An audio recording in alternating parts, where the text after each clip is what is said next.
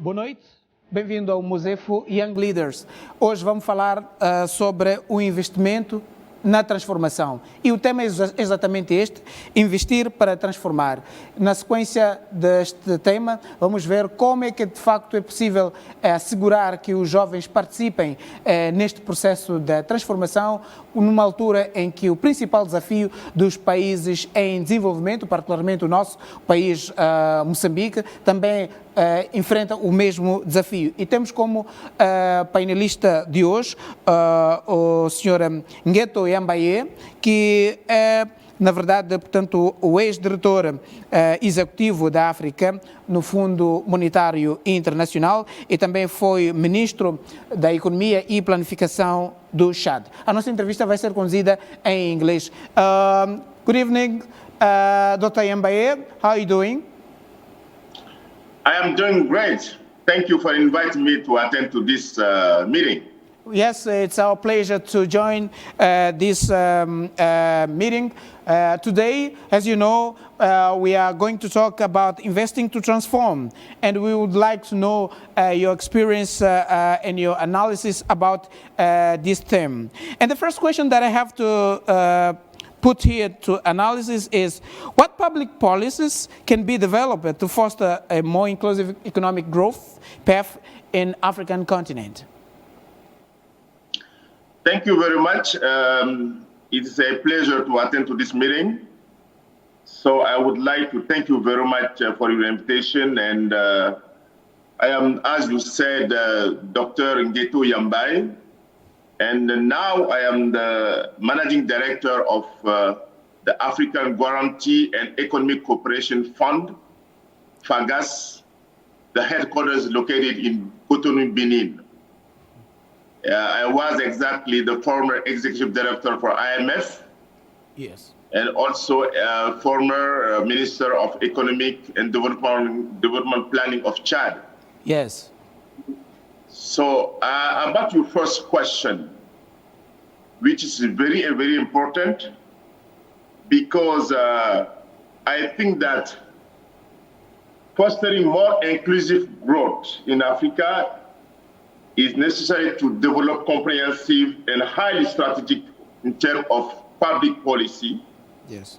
That can integrate all social and a priority focus on young people and women, which constitute a large part of African population. I'm talking about human capital. We need to invest more in human capital to increase our skill of young people to contribute to transform African economy. So investing in human capital is crucial to promote more inclusive economic growth in Africa in terms of training and health. So this means to develop also fiscal policy, fostering young people, because our continent, Africa, has more than 70% of young people. So as the SDGs for United Nations fostering the toward 2013 goals, all African governments need to be more inclusive, supporting young people and women.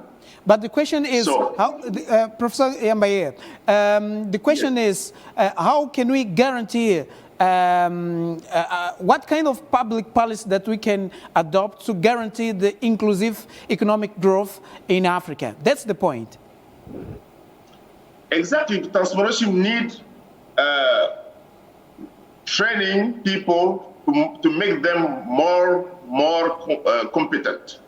Yeah. Because the market needs people with high level skills, and African young people need to compete with others across the world.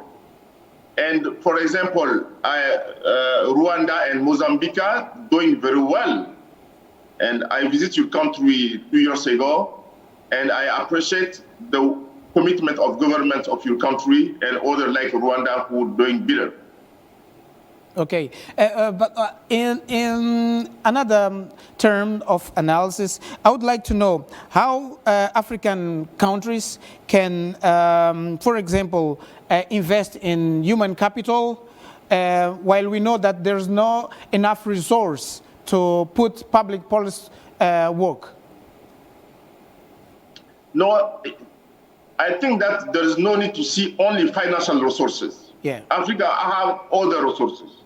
So population is, according to me, and the main resources which fostering other resources. Yeah. And as our continent is a potential rich country, we need to address some issues like a good governance. This is crucial. So we need to have people with a high level of skills inside of every government. Yeah. You know, what can we do with power without capacity? Yeah. So we have to focus our governance and policies on young people and on women. Yeah. So how can we establish the economic growth and development in these terms? You know, exactly. It's an interesting question because, you know, economic growth, this is the first step. But we need to share this growth with all population. So you have to, at the second step, have a good governance policy, how to share this economic growth to vulnerable people, to young people, or to poorest people. So the first step, because, you know, all government fostering growth, but the second step, to have to share this growth for all population in terms of policy, in terms of fiscal policy, in terms of supporting access to financial credit, to help people to create companies, startup, and so and so. Okay, according to your last answer, I would like to know from you, what could be done to prevent the crude reality of young African who looks at their geographic instead of their one has the priority to prefer to immigrate in precious conditions? You know, there is many issues in Africa in terms of how to prevent crude reality of young Africans. You know, the problem of migration of young African people in search of some sort of El Dorado outside of the continent. This is the crucial issue the government need to address. So to eradicate this phenomenon, we must invest more than human capital by destroying this negative mentality that El Dorado is outside of the continent.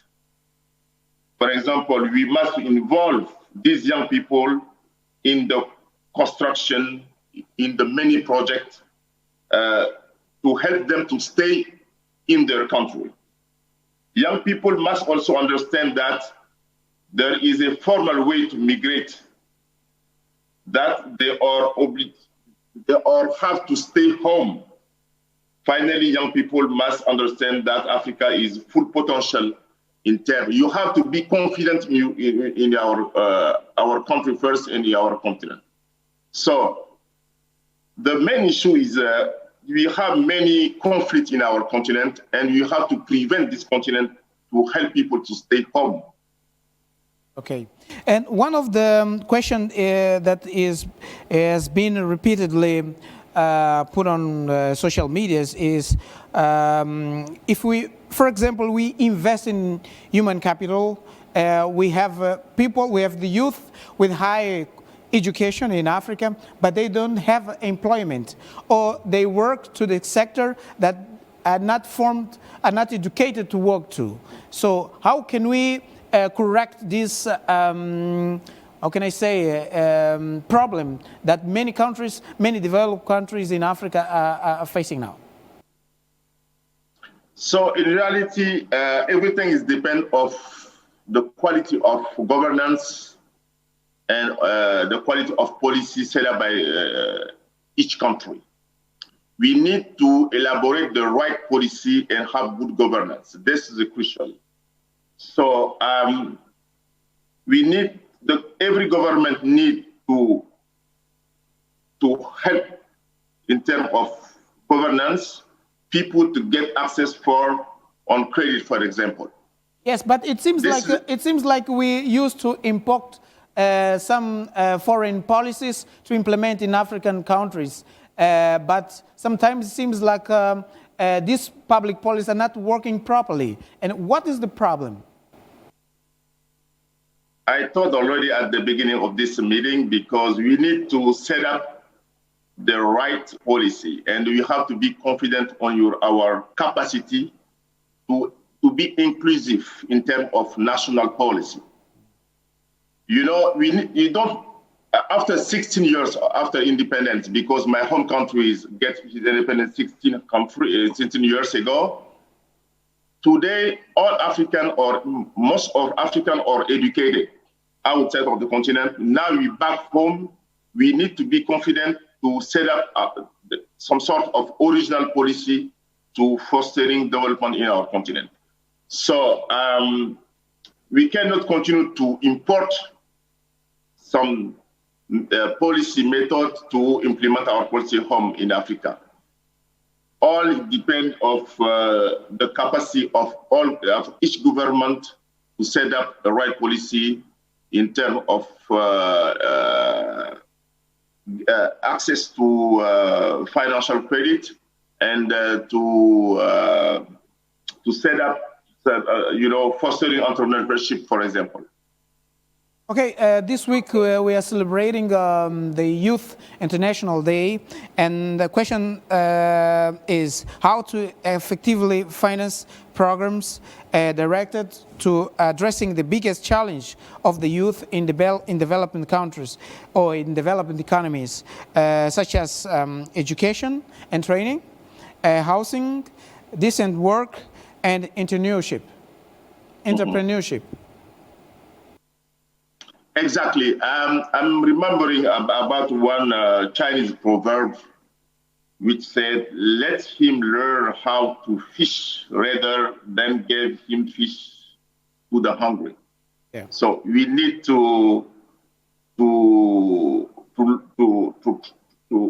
educate our young people to effectively finance programs directed to address the biggest challenge of youth in developing country. So there is a need to fund and establish some sort of incubation to accelerate program to further boost entrepreneurship in Africa. Yeah. Because, African countries don't deal between themselves. They are dealing outside of the continent. The African Union launched the program to develop business between African countries. So it's also necessary to use innovative instruments like PPP, financial markets, some sort setting up the special finance, microfinance, to finance program aimed at addressing the main challenge facing young people in Africa. So I think that it's imperative to involve young people themselves from start to finish in order to effective finance program aim a meeting in terms of stopping migration from rural area to town, and to invest more in rural area to keep young people in their village, for example.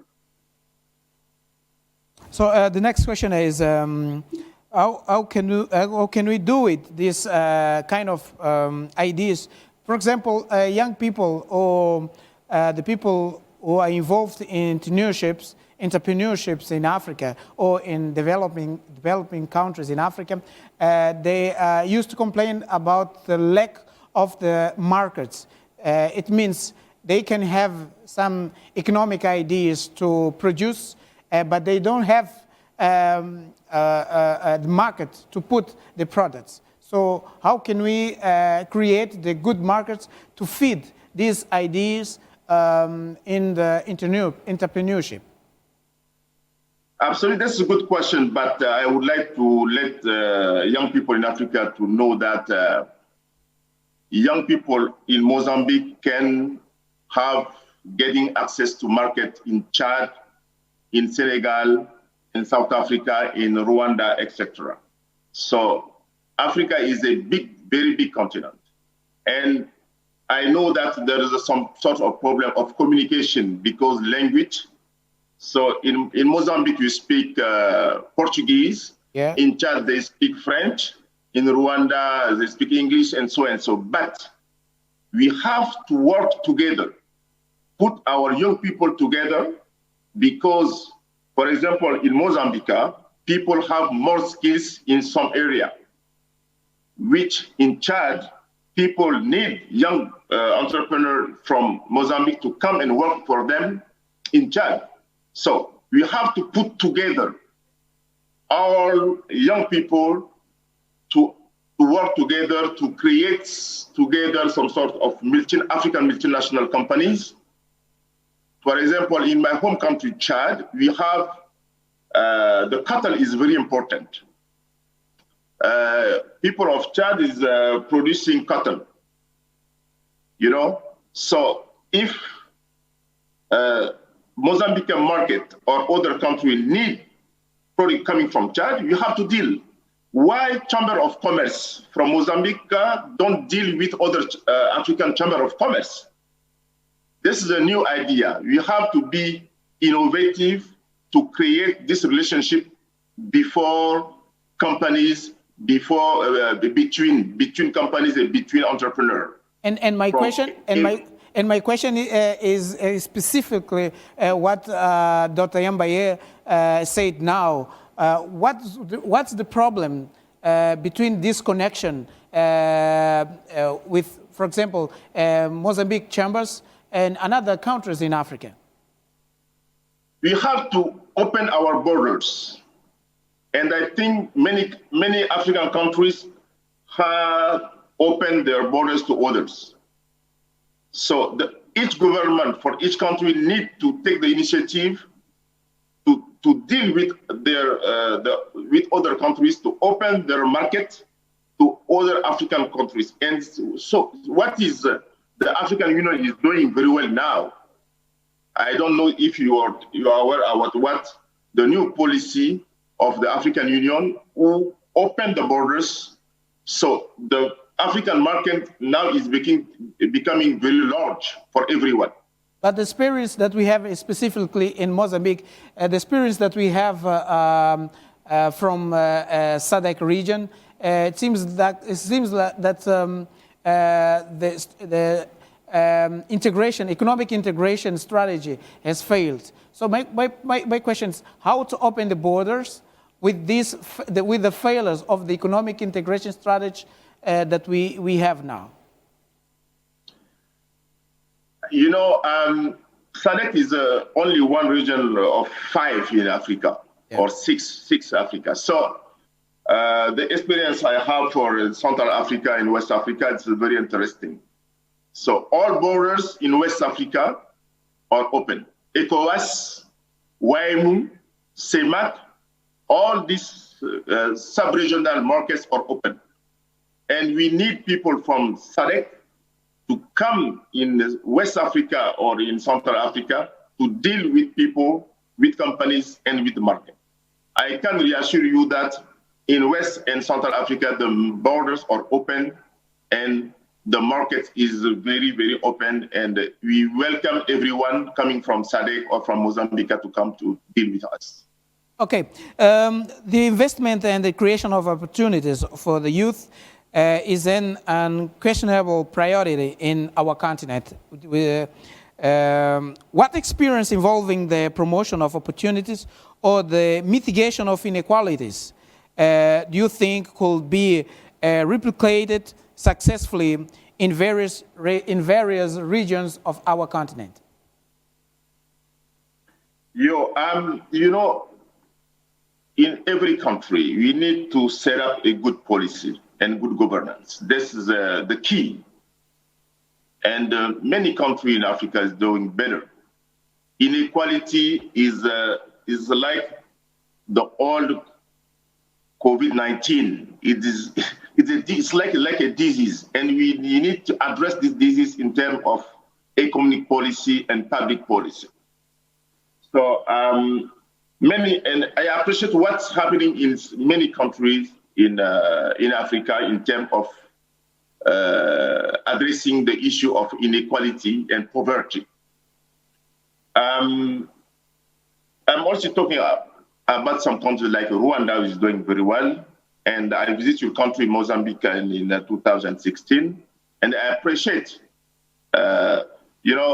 what I learned from your home country. Time is money in Mozambique, time is money.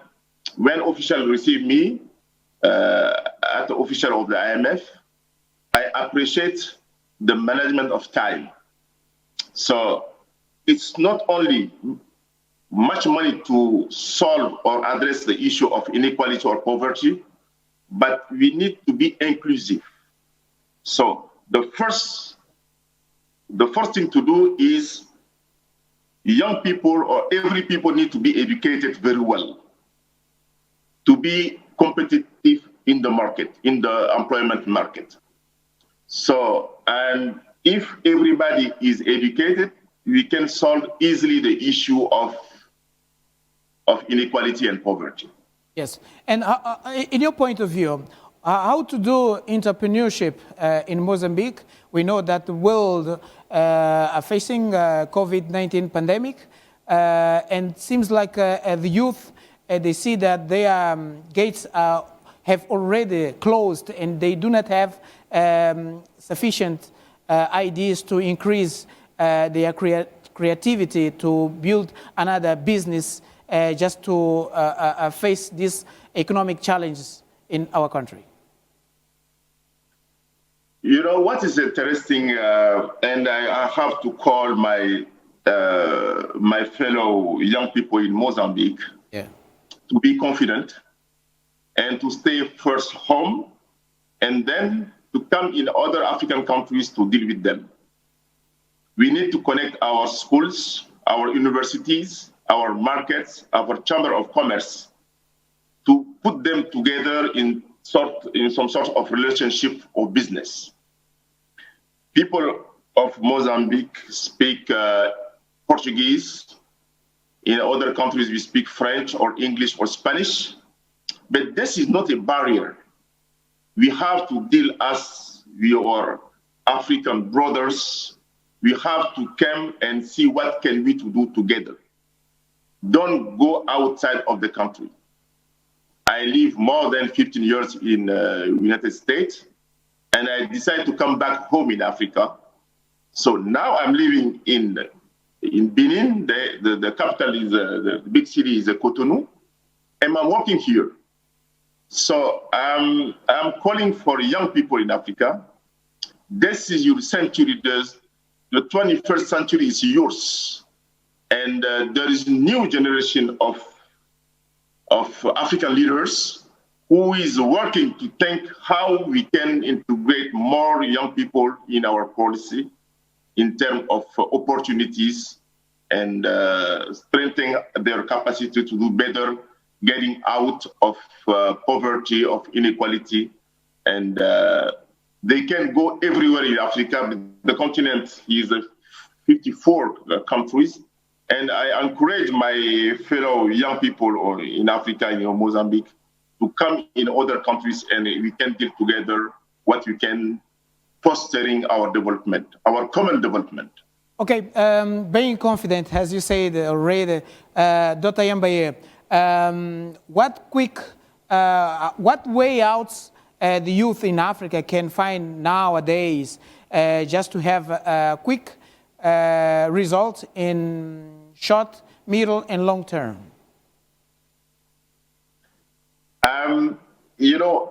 My message is to hope. We have to be confident for the future.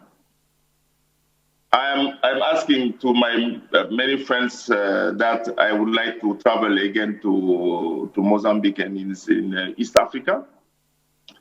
And my key message is to ask young people to be confident, to work hard.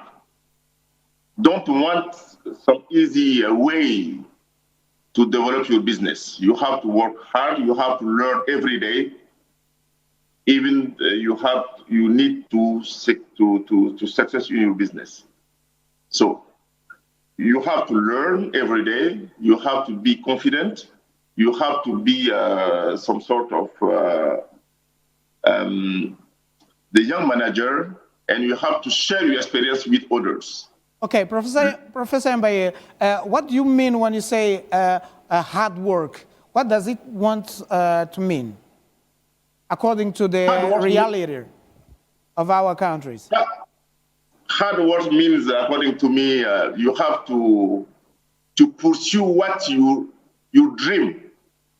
It's correct for young people to have a dream, and you have to pursue your dream. Don't give up. You have to push. You have to continue. You have to create some sort of network. Don't give up. Don't give up, my brother. Don't give up, my young, my son. So you have to be confident and continue so and so.